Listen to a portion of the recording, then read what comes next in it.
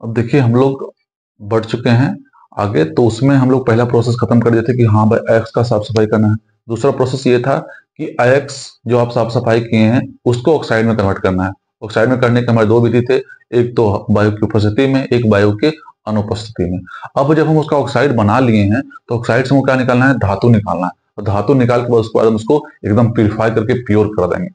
तो अब धातु निकालने की जो प्रक्रिया है, तो वही हमने बोला है कि धातु के ऑक्साइड से धातु प्राप्त करना। ऑक्साइड तो हम बना ही चुके थे, अब उस ऑक्साइड से क्या करना है, धातु निकालना है। तो धातु निकालने के बहुत सारे तरीके होते हैं, मेथड होते हैं। अब वो चीज आपको, इससे पहले आपको एक चीज याद करना पड़ेगा, क्रियाशीलता श्रेणी। क्रियाशीलता श्रेणी का हम एक अलग से वीडियो बनाया है, उस वीडियो को आप देख सकते हैं, उससे आपको बहुत सारा हेल्प मिल जाएगा।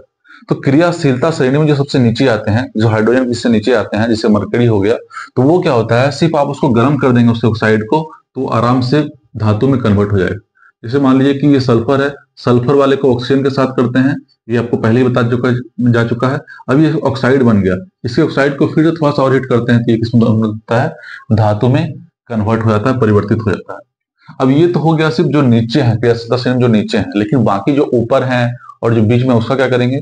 तो जो बीच में है उसके लिए आता है रासायनिक अवकरण, केमिकल रिडक्शन। रासायनिक अवकरण में क्या होगा कि इसको हम, इसका जो ऑक्सीकरण हुआ है उसको हम रिड्यूस करके इसका धातु को निकाल लेंगे। तो सबसे पहला जो मेथड है वो है कार्बन द्वारा अवकरण।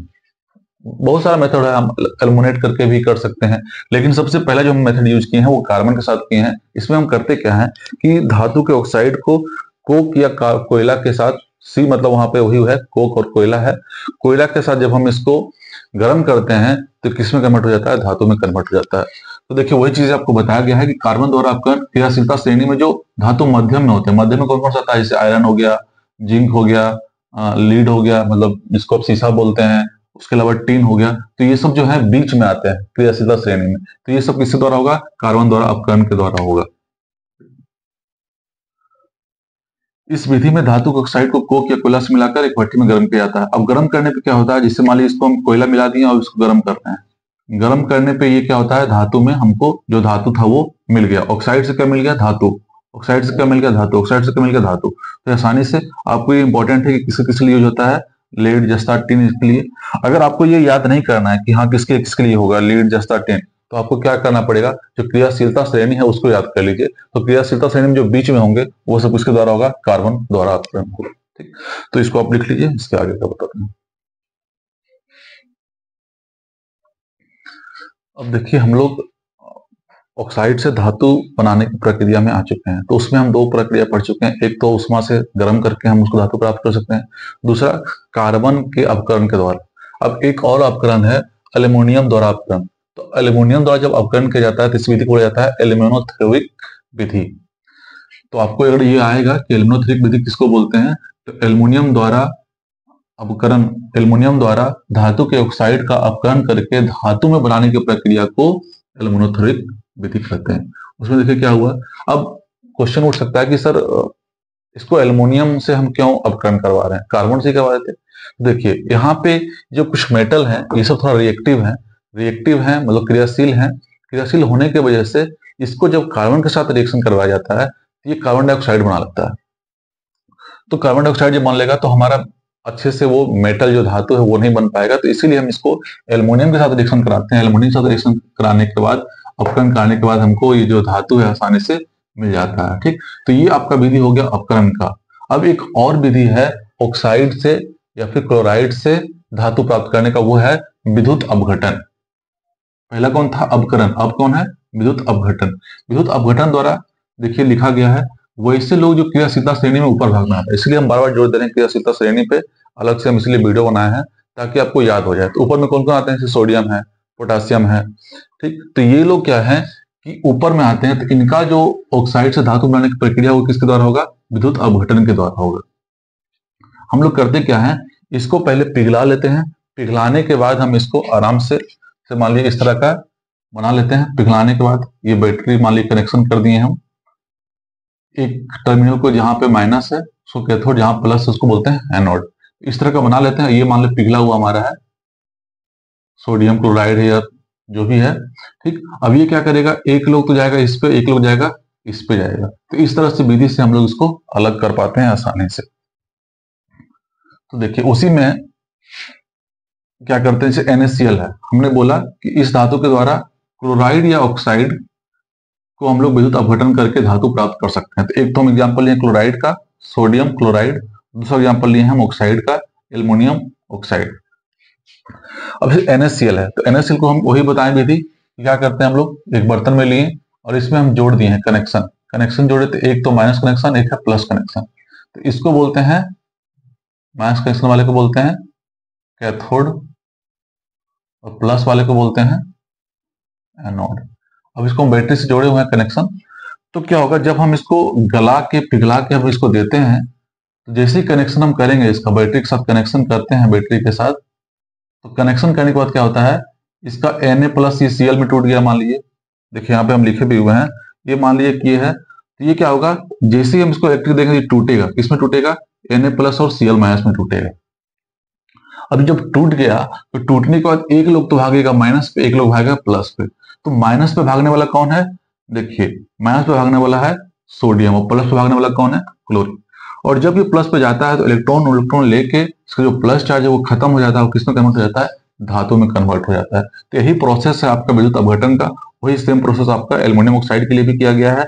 ये देखिए जाके इसका जब हम द्रवित रूप लिए हैं, पिघला के लिए हैं, तो ये एल्युमिनियम ऑक्साइड में बट गया और वहीं से एक लोग इधर चला गया, एक लोग इधर चला गया, तो हमको क्या प्राप्त हो जाता है, एल्युमिनियम धातु प्राप्त हो जाता है। तो ये आपका सारा प्रोसेस खत्म हो गया है कि कैसे हम ऑक्साइड से धातु को प्राप्त करेंगे। अब जो हमारा सबसे लास्ट बचा हुआ है वो हमको इसको प्यूरिफाई करने की विधि बची हुई है, तो आप इसको नोट डाउन कर लीजिए।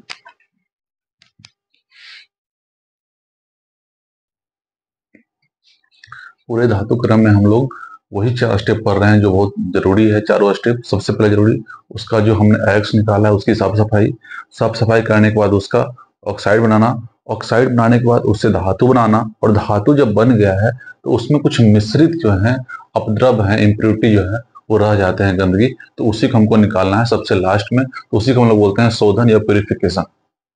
ये चारों स्टेप हमको बार बार बोल रहे हैं, ये 4 स्टेप कम से कम आपको याद रहना चाहिए। सबसे पहले साफ सफाई, फिर ऑक्साइड बनाना, ऑक्साइड से धातु बनाना, और धातु को फिर पूरा प्यूरिफाई करना, शोधन करना। तो उसी में देखिए 2 तरीका है शुद्ध करने का। अशुद्ध धातु, हम लोग क्या है ना कि अभी तक ऑक्साइड से, पिछले स्टेप में ऑक्साइड से धातु निकाल लिए थे, लेकिन उस धातु में कुछ ना कुछ मिश्रित जो है गंदगी जो है वो रह जाता है। तो उसको कैसे साफ सफाई किया एकदम फिर प्योर मिलेगा हमको सब्सटेंस। इसको करने के बाद हमको जो सब्सटेंस मिलेगा, जो चीजें मिलेगी वो एकदम प्योर मिलेगी। तो उसका जो सबसे पहला प्रोसेस है वो गलनिक पृथक्करण। गलनिक पृथक्करण विधि हम लोग पहले भी पढ़ चुके हैं, जो हम लोग क्या कर रहे थे, उसको ऑक्साइड से धातु निकाल रहे थे तब। लेकिन अब देखिए इसमें वही सेम चीजें होगी। क्या होगा, जिससे मान लीजिए टेढ़ा हम कर दिए हैं, ऐसे बना दिए हैं, और इधर से हम क्या कर रहे हैं, गर्म कर रहे हैं। गर्म करने के बाद यहाँ पे हमारा जो है अशुद्ध जो धातु हम निकाले हैं ऑक्साइड से वो धातु है। अब इसमें कुछ ना कुछ मान लीजिए हमारा मिला हुआ है, ये मान लीजिए गंदगी मिला हुआ है। तो यहाँ पे हम ये देखते हैं वैसे चीजों को, वैसे धातु को लेते हैं जिनका द्रव्यनांक कम हो, और जो उसके में अशुद्धि है उसका द्रव्यनांक क्या हो, धातु से अलग किया जाता है। देखिए इस विधि द्वारा कम द्रव्यनांक वाले धातुओं को उच्च द्रव्यनांक वाले धातुओं से अलग किया जाता है। मतलब जो हमारा धातु है जो हमको प्राप्त करना है उसका जो गलनांक है, द्रव्यनांक है, पिघलने की जो टेम्परेचर है वो बहुत कम है, और उसमें जो अशुद्धि है उसका टेम्परेचर ज्यादा है। तो क्या होगा, जैसे हम इसको गर्म करेंगे तो इसमें जो धातु है वो पिघल जाएगा, और पिघल के धीरे धीरे कहाँ जाएगा, ऐसे ऐसे बहेगा, अब बहेगा तो हम इसको एक जगह जमा करते जाएंगे। अब जो हमारा अशुद्धियां हैं, अशुद्धियां क्या है, वो तो जल्दी पिघलेगा नहीं क्योंकि उसको और ज्यादा गर्मी चाहिए, उतना गर्मी हम दे ही नहीं रहे हैं, तो ये यहीं कहीं रह जाएगा, हमारा धातु आराम से नीचे आके चला गया। अब ये जो हमको धातु मिलेगा वो क्या होगा, पूरा प्योर होगा, एकदम शुद्ध होगा। अब उसी में एक और तरीका है विद्युत अपघटन। विद्युत अपघटन भी हम लोग पढ़ चुके हैं। विद्युत अपघटन में क्या करते हैं हम लोग, इससे बहुत सारी चीजों को देखिए, टीन है, निकेल है, जिंक, सिल्वर, गोल्ड इत्यादि, मतलब बहुत सारा जो आपका धातु है वो इस विधि से साफ सफाई की जाती है। तो ये विधि आपके लिए इंपॉर्टेंट है, ये पूछा भी जाता है। इसमें जितने चीजें भी लिखी हुई है वो सब एक एक लाइन इंपॉर्टेंट है, आपको 5 नंबर में भी क्वेश्चन आ सकता है, 2 नंबर में भी क्वेश्चन आ सकता है। तो ये इंपॉर्टेंट है क्योंकि ये इससे बहुत सारे धातुओं को हम लोग शोधन कर सकते हैं, सफाई कर सकते हैं, प्यूरिफिकेशन कर सकते हैं। अब देखिए आते हैं, ये तो हमारा नाम हो गया कि कौन कौन सा धातु जिससे साफ सफाई होगा। इसमें जो सबसे इंपॉर्टेंट लाइन है जो 1 नंबर के क्वेश्चन में बन सकता है वो है अशुद्ध धातुओं को किस पे रखा जाता है, एनोड पे, अशुद्ध को कैथोड पे। अब अशुद्ध है और एनोड है, थोड़ा सा इसमें आप लय मिला सकते हैं, अशुद्ध एनोड, अशुद्ध एनोड, शुद्ध कैथोड।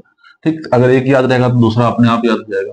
तो ये लाइन बहुत इंपॉर्टेंट है कि अशुद्ध धातु को किस पे रखते हैं, एनोड पे रखते हैं, अशुद्ध को कैथोड पे रखते हैं। आइए अब इसको समझते हैं। इस फिगर को आप समझ जाइएगा तो आप सब कुछ आसानी से लिख सकते हैं, बल्कि 5 नंबर में आए चाहे 6 नंबर में। ठीक, अब देखिए इसमें हम लोग क्या पूरा सेटअप किए, इलेक्ट्रिकल सेटअप, विद्युत सेटअप किए हैं। इसमें एक ठो कैथोड होगा और एक ठो एनोड होगा। तो हमारा जो माइनस वाला है उसको हम लोग कैथोड बोलते हैं, और प्लस वाला जो चार्ज जिससे कनेक्शन करते हैं उसको बोलते हैं एनोड। अब एनोड पे क्या होगा, अशुद्ध धातु, तो यहाँ पे हम कर दिए अशुद्ध धातु।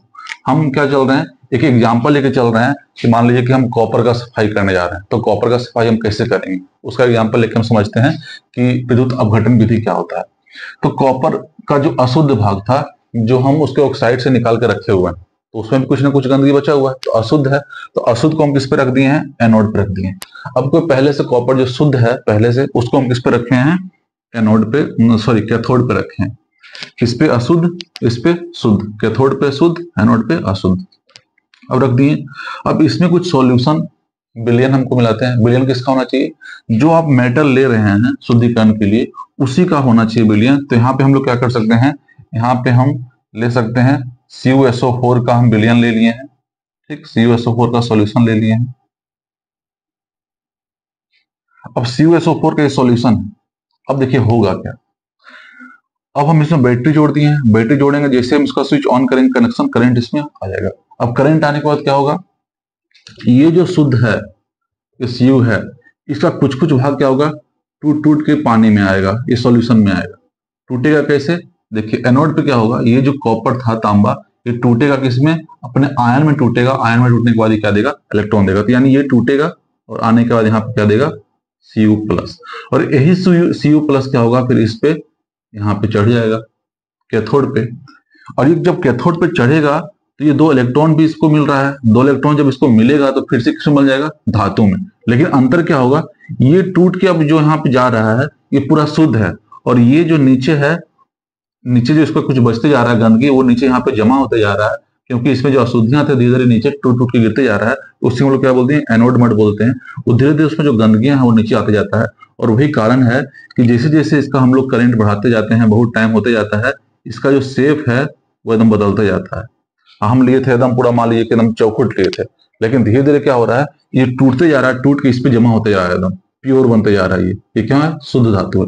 तो ये प्योर बनते जा रहा है, तो ये धीरे धीरे क्या रहा है अपना, मतलब उसका टूट झरझरा रहा है, उसका जो शेप आकार उकार है सब धीरे धीरे चेंज होते रहेगा। तो ये पूरा प्रोसेस है आपका विद्युत अपघटन का। इस तरह से आपका धातु क्रम का जितना प्रोसेस था वो कंप्लीट हो चुका है। आप पूरे वीडियो को देखें। इसको हम 2 पार्ट में अपलोड करेंगे, क्योंकि एक पार्ट में अपलोड करने पे ज्यादा बड़ा हो जाएगा। तो 2 पार्ट में आप इस वीडियो को देखें, और आपको जहां भी दिक्कत हो आप कमेंट कर सकते हैं, और अच्छा लगे तो लाइक और सब्सक्राइब भी कर सकते हैं।